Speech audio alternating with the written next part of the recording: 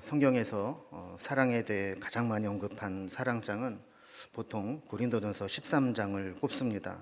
말씀들을 보면 사람의 방언과 천사의 말을 하고 예언하는 능력이 있고 모든 비밀과 모든 지식을 알고 산을 옮길 만한 믿음이 있어도 심지어 자신의 모든 것으로 구제하고 몸을 불사르게 내어줄지라도 사랑이 없으면 아무것도 아니고 아무 유익이 없다 그랬습니다.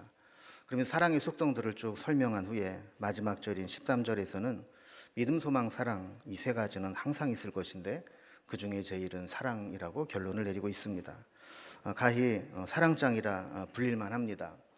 하지만 사랑의 본질과 출처, 방식, 근거, 실천, 결과 등 사랑에 대해서 가장 정확한 설명을 하고 있는 본문은 오늘 우리가 읽은 본문인 요한일서 4장 7절에서 21절 말씀입니다. 여기 보면 15절밖에 안 되는 이 본문에 사랑이라는 단어를 무려 30회나 언급하고 있을 정도로 사랑에 대해서 아주 깊은 교훈을 주고 있습니다. 요한일서는 우리가 잘 알듯이 사도 요한이 기록한 서신입니다. 요한은 원래 형제 야고보와 더불어 예수님으로부터 보아너게 우레의 아들이라는 별명을 얻을 정도로 급하고 과격한 성격의 소유자였습니다. 누가복음 9장 54절에 보면 예수님이 제자들과 함께 예루살렘으로 올라가실 때 사마리아를 지나가게 되시는데 그때 사마리아 사람들이 예수님의 일행을 영접하지 않고 거절합니다. 이때 야고보와 요한은 소돔과 고모라를 유황불로 멸망시켰던 것처럼 이 사마리아를 명하여 불로 불바다를 만들어 버리도록 명할까요? 라고 예수님께 물어볼 정도로 그렇게 과격한 성격을 가지고 있었습니다. 예수를 믿으면서도 여전히 옛 성질을 버리지 못하고 옛날 성격대로 예수님을 믿는 그런 전형적인 모습을 보이고 있었죠. 또 마가복음 10장 37절에 보면 그들은 예수님께 나와서 주의 영광 중에서 우리 하나는 주의 우편에 하나는 주의 좌편에 앉게 해달라고 청탁을 할 정도로 절제하지 못하는 야망과 강한 경쟁심을 가지고 있는 사람이었습니다. 그러나 요한은 예수님의 사랑을 받으면서 그 사랑에 점점 스며들어갔고 나중에는 사랑의 사도가 되었습니다. 그래서 요한을 표현하는 이 수식어는 항상 그 앞에 예수님의 사랑하는 제자라고 불리게 되었죠. 요한복음 13장 23절에서 예수님의 제자 중 하나 곧 그가 사랑하시는 자가 예수의 품에 의지하여 누웠다 그랬습니다. 예수님의 사랑하시는 자 사도 요한을 가리키는 것이고 마치 자녀가 어미 품에 이렇게 안겨 누워 있듯이 예수님 품에 누워 있었다는 거죠. 20장 2절에서도 요한을 예수께서 사랑하시던 그 다른 제자라고 표현을 했습니다. 21장 7절에서도 예수께서 사랑하시는 그 제자라고 요한을 표현했죠. 그래서 요한은 노년에는 사랑의 사도가 되었습니다. 예수님의 제자들 가운데 유일하게 순교당하지 않고 끝까지 살아남은 자가 요한인데 그러다 보니까 많은 사람들에게 강사로 초빙을 받았다고 합니다. 또 전승에 의하면 그 설교는 항상 동일했다고 그래요. 하나님은 사랑이시라. 너희도 서로 사랑하라. 그래서 사랑의 사도라고 불리게 된 겁니다. 아마도 예수님의 각별한 사랑을 받은 요한이 그 사랑을 깊이 깨닫게 되면서 사랑의 사도로 바뀌어 간 것입니다.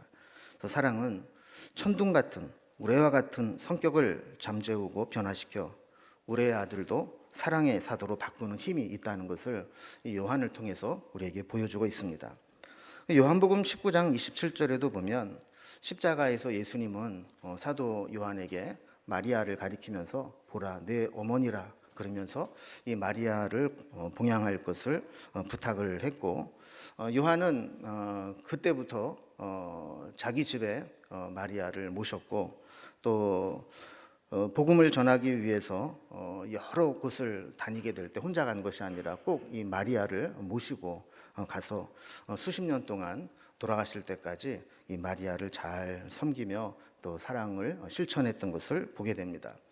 이렇게 하나님으로부터 큰 사랑을 받고 자기가 어떻게 변화되었는지 그리고 사랑을 어떻게 실천했는지를 몸으로 보인 사도 요한은 요한 일서를 통해서도 사랑의 본질, 참사랑이 무엇인가를 우리에게 가르쳐주고 있습니다.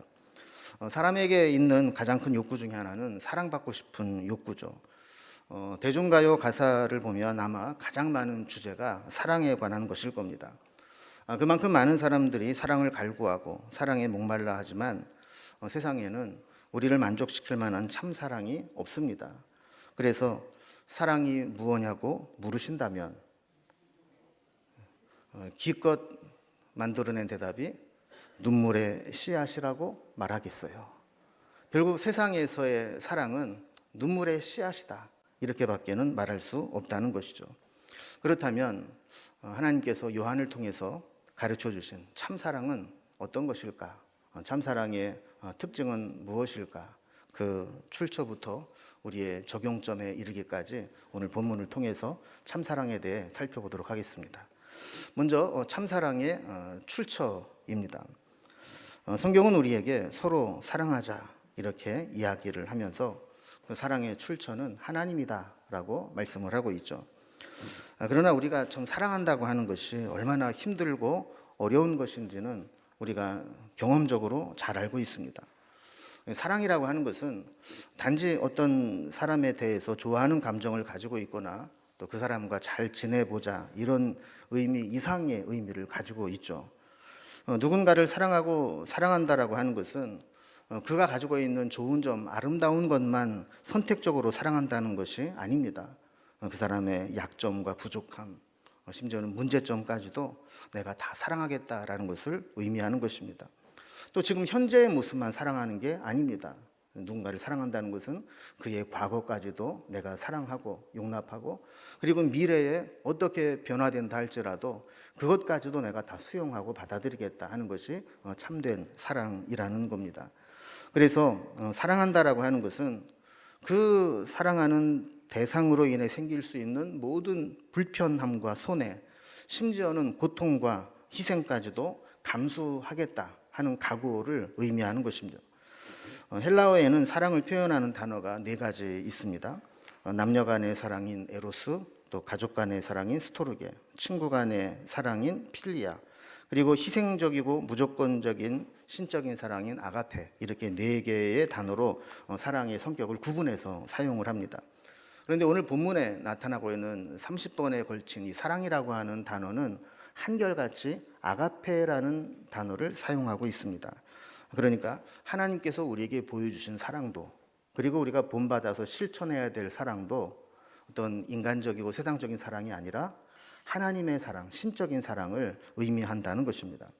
7절과 8절 말씀 보면 이런 사랑으로 사랑하는 자는 하나님으로부터 난 자이고 하나님께 속한 것이고, 만약에 이런 사랑으로 사랑하지 않는 자는 하나님으로부터 나지 않은 자다라고 말씀합니다. 그러니까 하나님부터 났다는 말은 우리가 거듭났다라는 거 아니겠습니까?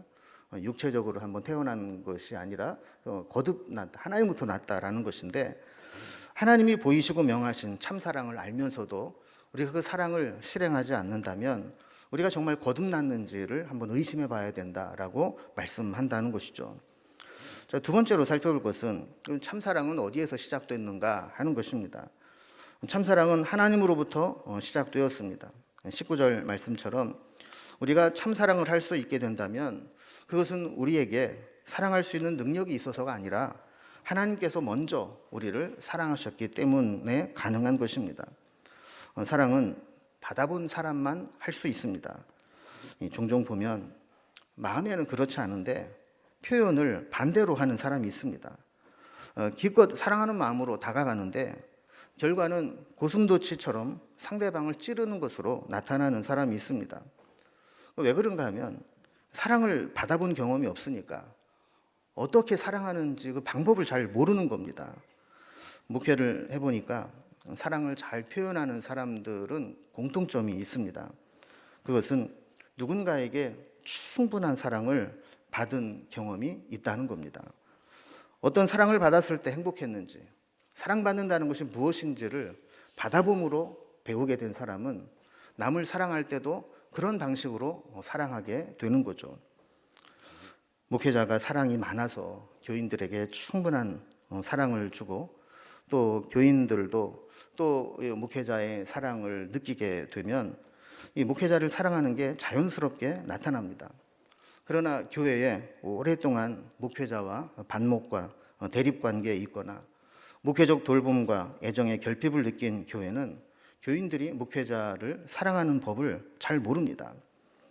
사람은 사랑받을 때 그 사람의 진가가 드러나게 됩니다.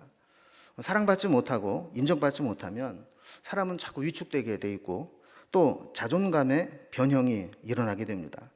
그래서 이상한 현상이 나타나는데 자존심은 무척 강한데 자존감은 낮은 그런 현상이 나타나게 되는 거죠. 그래서 자존심을 건드리면 참지 못하고 폭발할 정도로 그렇게 자존심은 무척 강한 것 같은데 그 뿌리를 살펴보면 낮은 자존감에서 나오는 자존심의 폭발이라는 것을 알게 된다라는 겁니다. 제대로 된 사랑을 받아보지 못하고 무조건적인 지지와 지원을 받아본 경험이 없는 사람, 이런 사람들은 자존감은 낮으면서도 자기를 지키기 위해서 자존심만 강하게 세지는 그런 부작용이 생기게 되는 겁니다. 이것을 극복하기 위해서는 한 가지 방법밖에 없습니다. 이것보다 더 큰 사랑과 은혜를 경험하는 것입니다. 그런 사랑과 은혜가 그 낮은 자존감을 치유하게 될 때 이 모든 부분들이 해결되는 것이죠. 사랑은 배워야 할 수 있는 고도의 기술입니다. 사랑을 배우는 가장 큰 배움은 받아보는 겁니다. 내가 사랑을 받아봐야 어떻게 사랑을 실천할지 알게 되는 것. 오늘 본문은 하나님이 우리에게 주신 사랑이 어떠한 것인지, 하나님의 사랑이 우리에게 어떻게 시작됐는지를 가르쳐주고 있습니다. 하나님의 사랑은 말로가 아니라 행동으로, 행함으로 우리에게 나타나고 있다고 증명하고 있습니다. 9절 말씀 보면 하나님의 사랑은 우리를 살리기 위해 하나님의 독생자를 세상에 보내심으로 나타났다라고 설명합니다. 10절 말씀처럼 하나님의 참 사랑은 죄로 인해 비참한 처지에 있었던 우리를 살리기 위해서 독생자를 보내어서 우리 대신 죽게 한 화목제물로 삼으신 것으로 우리에게 나타났다라는 겁니다. 이것을 사도 바울은 로마서 5장 8절에서 우리가 아직 죄인 되었을 때에 그리스도께서 우리를 위하여 죽으심으로 하나님께서 우리에 대한 자기의 사랑을 확증하셨느니라 라고 했습니다. 그 사랑은 말로만 하는 것이 아니고 독생자 예수 그리스도를 보내어 우리 대신 죽게 하시는 그 행위로 말미암아 그 사랑이 증명되었다라는 겁니다. 우리가 흔히 사랑하느냐 안 하느냐를 보는 척도로 그 대상을 위해서 내가 얼마나 많은 시간과 얼마나 많은 물질을 투자할 수 있느냐, 이거로 점검해 본다고 그러잖아요. 사랑하면 물질이 아깝지 않습니다. 사랑하면 함께 시간을 보내는 것이 아깝지 않습니다. 그런데 하나님께서는 그런 물질 조금 주고 시간 조금 내주는 정도가 아니라 독생자를 우리를 위해서 주시면서까지 우리를 사랑하시는 것, 그것이 하나님의 사랑으로 우리에게 증명되었다라는 겁니다. 하나님의 사랑은 죄로 인해 변질되고 왜곡된 인간의 모습을 보시면서 안타까워하심으로 시작되었습니다. 그래서 하나님이 처음 우리 인간을 지으실 때 하나님의 형상 속에 넣어주신 영광스러움을 회복하기 위해서 하나님은 매우 비싼 대가를 지불해 주신 겁니다. 그것이 바로 독생자 예수 그리스도시죠. 그래서 예수님이 오신 목적은 1차적으로는 우리의 죄를 용서하기 위함이지만 파생적으로는 그로 인해서 우리에게 죄로 인해 왜곡된 사랑을 회복하고 하나님의 온전한 참사랑을 누리도록 하기 위한 목적도 있는 것입니다. 11절 말씀처럼 하나님이 우리를 이와 같이 사랑하셨다면 우리도 서로 사랑하는 것이 마땅하다고 말씀합니다.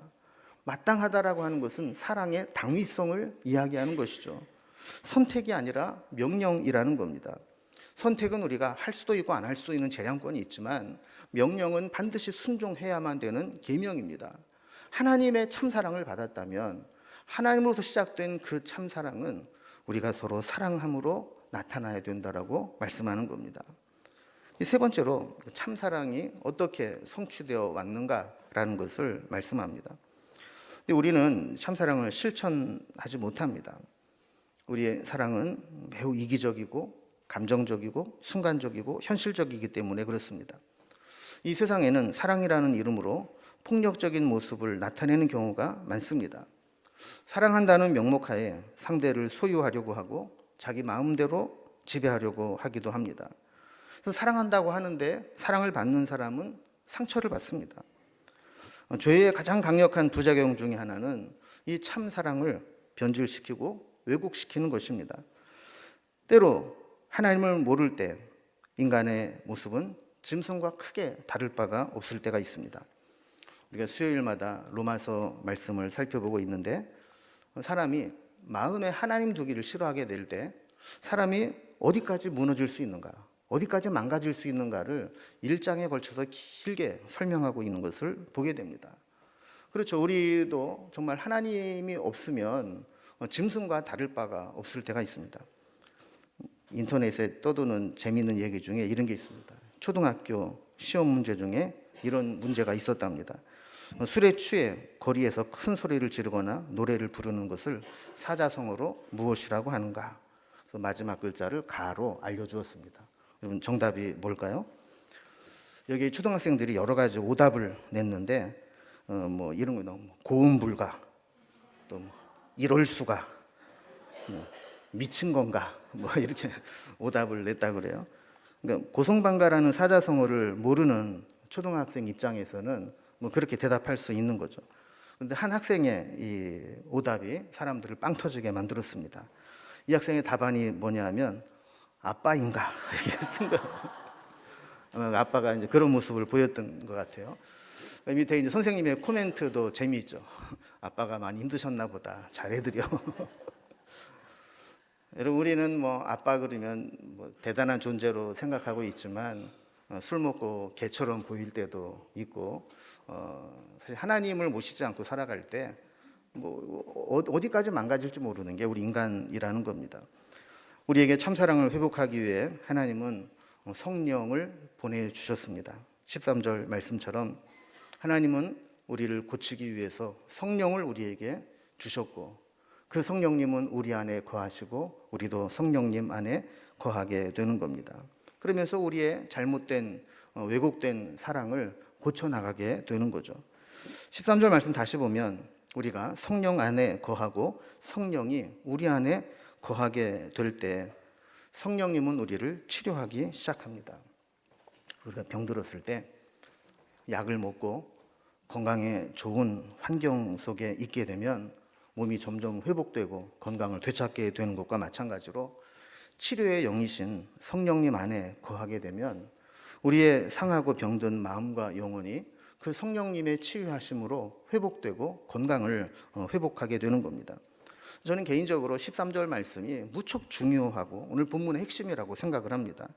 참 사랑은 하나님께서 예수님을 통해 이루셨지만 그것이 우리에게 완성되는 결정적인 역할은 성령님께서 행하신다라는 거예요. 그래서 14절 말씀처럼 성령님은 하나님이 그의 아들을 세상의 구주로 보내신 것을 우리가 보고 알고 증언하게 만드셨고 또 15절 말씀처럼 성령님은 우리로 하여금 예수님을 하나님의 아들이라 시인하게 하고 그 고백으로 인해서 우리가 하나님 안에 거하게 하시는 겁니다. 결국 16절 말씀처럼 성령님은 우리의 치료자가 되신 하나님의 사랑 안에 거하게 만들어줍니다. 그렇게 될 때 열등감과 또 상한 자존감과 실패와 상처로 인한 왜곡된 자아 그리고 과거에 번번이 발목을 잡혀 끊임없이 주저앉게 만드는 쓴뿌리 그리고 우울감 원인을 알 수 없는 무기력과 분노 이런 것들로부터 우리를 치유하는 능력은 오직 성령님과 동거하면서 성령님의 치유하심을 입는 것밖에는 없다라고 우리에게 말씀하시는 거죠. 근데 많은 사람들이 심지어는 성도들조차도 이것을 알면서도 성령님께 나아가지 못하고 있습니다. 여러분 명의를 아는 것과 그를 찾아가 자기의 몸을 맡기고 그의 모든 치료 방법을 따라하는 것과는 다른 문제입니다. 우리가 아무리 훌륭한 명의를 잘 알고 있고 그 사람과 친하고 가깝게 지낸다 할지라도 내가 명의를 잘 알고 있다는 것만으로 내 병이 저절로 고쳐지지는 않습니다. 그에게 찾아가서 나의 아픈 부분 증상을 이야기하고 진단을 받고 그가 하는 치료 행위를 따르게 될 때 비로소 질병이 치유되게 되는 것이죠. 마찬가지로 우리가 성령님께 모든 것을 맡기고 성령님과 동행하면서 성령님께서 나를 치료하시도록 맡겨야 되는데, 우리는 성령님께 나아가지 못하고 감정에 이끄는 대로 끌려다닐 때가 많습니다. 교회를 매주마다 왔다 갔다 하지만 성령님의 치료하심에 우리의 병든 상한 마음을 맡기지 못하는 사람은 아무리 피 흘린 채로 교회를 드나들어도 절대로 치료되거나 회복되지 못한다는 겁니다. 왜냐하면 사람은 성령님의 도우심이 없이는 절대로 변하지 않기 때문에 그렇습니다. 그래서 스가랴서 4장 6절에 보면 이는 힘으로 되지 아니하며 능으로 되지 아니하고 오직 나의 영으로 되느니라 그랬습니다. 성령의 능력으로만 가능하다라는 거죠. 하나님이 우리에게 간절히 원하시는 것은 우리의 상한 마음, 변질되고 왜곡된 사랑, 해결되지 않은 분노를 가지고 스스로를 파괴하는 하나님의 백성들이 더 이상 스스로를 멸망의 구덩텅이로 몰아넣지 말고 성령님 앞에 자신을 맡기며 성령님이 고쳐주시고 회복하여 주시도록 가는 것을 원하시는 겁니다. 저는 우리 가운데 혹시 그런 상한 마음과 또 왜곡된 그런 마음들이 있다면 성령님의 치료하심을 받을 수 있기를 주님의 이름으로 기원합니다. 17절 말씀처럼 하나님의 사랑을 깨닫고 알게 되고 그 사랑을 실천하는 자는 하나님의 심판날에도 담대함을 가지게 된다라고 말씀합니다. 하나님의 사랑을 확신하는 자는 마지막 심판도 두렵지 않다라는 겁니다. 온전한 사랑에는 두려움을 쫓아내는 힘이 있기 때문이라는 것이죠. 우리가 살아가면서 후회하게 되는 것은 언젠가는 잘못된 선택을 했기 때문입니다. 사랑하는 것은 올바른 선택입니다. 그래서 18절 말씀처럼 올바른 선택을 했다면 잘못 선택한 것에 대한 책임으로부터 자유롭습니다. 내가 잘못 선택하지 않았기 때문에 형벌에 대한 두려움이 없습니다. 두려움이 있는 자는 알면서도 실천하지 않은 사람입니다. 성령님께 나아가서 내 아픔을 치유받아야 되는데 알면서도 행하지 않은 사람, 그 사람은 늘 두려움을 가지고 사는 거죠. 이런 사람은 마지막 심판대 앞에서 심판을 받지 않아도 이미 심판을 받은 것입니다. 왜냐하면 하나님께서 우리에게 주시는 평안과 확신을 전혀 누리지 못하고 지옥 같은 시간들을 살아내기 때문에 그런 것입니다. 마지막으로 사도 요한은 우리에게 그러면 그 참사랑을 받은 우리는 어떻게 이 참사랑을 적용해야 되는지를 말씀해 주고 있습니다. 여러분, 신앙은 하나님 말씀을 많이 배우고 하나님의 사랑과 은혜를 많이 깨닫는 것으로 끝나지 않습니다. 하나님은 우리에게 하나님의 사랑이 이런 것이다라고 말씀하는 것으로 오늘 본문을 마무리하고 있지 않습니다. 그것을 말씀하신 후에는 그렇다면 그 하나님의 참사랑을 깨달은 너희는 어떻게 살 것이냐라고 다그치듯이 우리에게 말씀하고 있는 겁니다. 깨달았으면 변화되어야 하고 배웠다면 실천해야 한다는 것이죠. 사랑은 실천과 행함으로 나타나야 합니다. 이런 이야기가 있습니다. 경상도 남자와 결혼해 살면서 한 번도 남편으로부터 사랑한다는 말을 들어보지 못한 할머니가 있었습니다. 며느리와 함께 TV를 보는데 노인분들이 나와서 하는 프로그램이었던 것 같아요. 노 부부가 옛날 이야기를 하면서 서로 그때 참 어떻게 사랑했는지를 이야기하고, 이 할아버지는 할머니를 보면서 난 지금도 사랑한다고 막 이렇게 고백을 하는 겁니다. 너무나 부러웠던 이 할머니는 TV를 함께 보고 있는 며느리에게 하소연을 하면서 나도 저 할머니처럼 네 시아버지한테 사랑한다는 말 한 번 들어보는 것이 소원이다, 이렇게 이야기를 한 거예요. 그래서 며느리는 이 사연을 이 방송국에 보냈고, 그 결과 그 프로에 이 부부가 출연을 하게 된 겁니다. 이 사연을 알고 있었던 MC들은 어떻게 하든지 이 방송 중에 할아버지에게 이 할머니를 사랑한다는 고백을 하도록 유도를 했습니다. 그런데 무뚝뚝한 할아버지는 방송이 끝날 때까지 사랑한다는 말을 죽어도 안 하는 겁니다. 최고로 한 고백이 네 알제? 뭐 이거였어요. 방송이 끝나고 나서 할아버지도 좀 미안한 마음이 들었던 것 같아요. 그래서 할아버지가 결심을 합니다. 그래, 내가 오늘 하루만큼은 내가 사랑한다는 말을 못했어도 아내가 해달라는 대로 다 해줘야지. 그렇게 마음을 먹고 집으로 간 겁니다. 밤에 잠자리에 들면서 할아버지가 할머니에게 그 방송국에서 했던 이야기들을 이렇게 떠올리면서 신혼 때 이야기를 한 겁니다. 아유, 영감, 우리가 신혼 때는 그래도 잠자리에 들면 지그시 내 손을 잡아주기도 했었는데. 그러자 할아버지는 용기를 내서 손을 뻗어 할머니의 손을 잡아주었습니다. 할머니는 이어서 아이고, 그리고 내 뺨에 키스도 해주곤 했죠. 좀 짜증이 나긴 했지만 그래도 결심한 게 있었던 할아버지는 할머니 뺨에 살짝 키스를 해주고는 이젠 됐겠지 하고 잠을 청했습니다. 할머니는 여기에서 그치지 않고 아유, 그리고 종종 내 귀를 가볍게 깨물어주곤 했죠. 그때 그 좋았던 기억이 났던 것 같아요. 근데 잘 해주던 할아버지가 갑자기 이불을 젖히고 자리에서 벌떡 일어나서 나가는 겁니다. 분위기가 좋아지다가 깜짝 놀란 할머니는 영감 어디가? 이렇게 물었어요. 할아버지가 뭐라고 대답을 했는지 아십니까? 틀리가지로. 여러분, 사랑은 노력하는 겁니다. 자다가도 틀리가지로 일어나가는 것이 사랑인 것이죠. 말로 고백하는 것도 중요하지만 입에 발린 소리는 못해도 사랑하는 마음을 표현하려고 노력하는 것, 그것이 중요한 것 아니겠습니까? 때로는 사랑하는 마음보다 미워하는 감정이 앞설 때에도 이를 악물고 사랑하려고 노력하는 것이 믿음입니다. 어떻게 살아가면서 내 마음에 쏙 드는 사람들만 상대하고 살아갈 수 있겠습니까? 때로는 원수 같은 사람도 만나게 되지만 그럼에도 불구하고 이를 악물고 내가 참 사랑을 받은 자로서 나도 그 사랑을 실천하겠다, 이렇게 노력하는 것이 믿음이라는 것이죠. 하나님이 원하시는 사랑의 완성은 사랑을 베푸신 하나님께 받은 사랑을 하나님께 되갚는 것이 아닙니다. 하나님이 원하시는 것은 우리가 하나님의 참사랑을 입었다면 그걸 하나님께 갚는 것이 아니라 그 사랑을 형제를 사랑하는 것으로 나타내야 한다는 것입니다. 그래서 하나님은 우리의 믿음을 점검할 수 있는 장치를 하나 주셨는데 그것은 우리에게서 형제 사랑이 잘 작동하고 있는가를 살펴보는 것입니다. 20절 말씀처럼 눈앞에 보이는 형제를 사랑하지 않는 자가 보이지 않는 하나님을 사랑하는 것은 불가능하다라는 겁니다. 20절 말씀 다시 보면 그렇게 하는 것은 거짓말하는 자라고까지 말씀하는 거죠.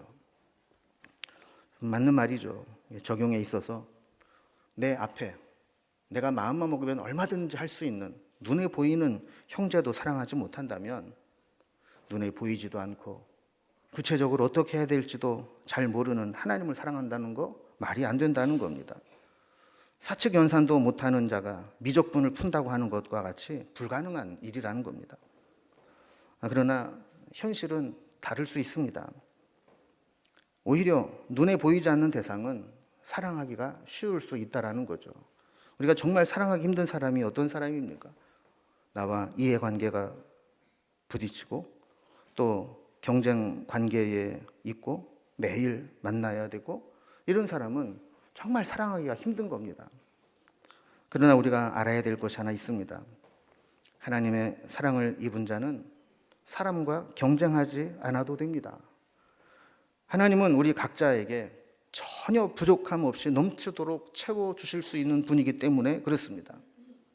이 세상은 제로섬 게임과 같다라고 이야기를 합니다. 세상에는 어느 한쪽이든 이득을 보는 쪽이 있으면 그만큼 다른 쪽에서는 손해를 보는 상태에 있다라는 것이죠. 그래서 승자가 얻을 이익과 패자가 잃을 손실을 합해보면 제로가 된다라는 것이 세상의 시스템입니다. 이런 세상에서는 경쟁에서 반드시 이겨야 하고 내가 주도권을 잡아서 유리한 판세를 이끌어 가야 합니다. 그러나 하나님께는 무한한 풍성함이 있기 때문에 내가 이익을 본다고 해서 다른 사람이 손해를 보는 게 아닙니다. 다른 사람이 이익을 본다고 해서 내가 손해를 보는 것도 아닙니다. 그저 각자가 하나님 앞에서 받은 은혜와 사랑이 누적될 뿐이라는 것입니다. 그러니 경쟁할 것도 없고 시기할 것도 없다라는 것이죠. 또한 하나님의 사랑을 입은 자는 누구든지 다 사랑할 수 있는 자가 되어야 한다라는 겁니다. 왜냐하면 내가 받은 사랑이 크다라는 것을 알기 때문이라는 것이죠. 내가 사랑해야 할 것보다 내가 받은 사랑이 더 크다라고 아는 사람은 사랑 못할 사람이 없다라는 거예요. 그래서 내가 누군가를 절대로 나는 저 사람은 사랑하지 못해, 이런 사람은 내가 받은 사랑이 얼마나 큰지를 잊어버리고 사는 사람이라는 겁니다. 오늘 말씀을 정리합니다. 우리가 사랑하며 산다는 것, 이론처럼 쉽고 간단한 문제가 아닙니다. 실제로 부딪히다 보면 참 어렵고 힘든 문제입니다. 그럼에도 불구하고 하나님은 먼저 우리에게 참사랑이란 이런 것이다라는 것을 보여주셨고, 우리도 그 참사랑을 실천하기를 원하십니다. 그래서 쉽지 않은 일이지만 우리가 그 참사랑을 깨달았다면 우리도 그 사랑을 실천하려고 몸부림치고 애쓰고 노력하면서 성령님을 내 안에 모시고 그 성령님이 나를 사랑의 사람으로 바꾸어 주도록, 마치 보아노게 우레의 자식과 같았던 요한을 사랑의 사도로 바꾸신 하나님께서 우리도 그렇게 사랑의 사람으로 바꾸어 주시기를 소망하며 살아가야 되는 겁니다. 우리 모두에게 이런 참사랑의 실천자가 될 수 있는 은혜가 임하기를 주님의 이름으로 기원합니다.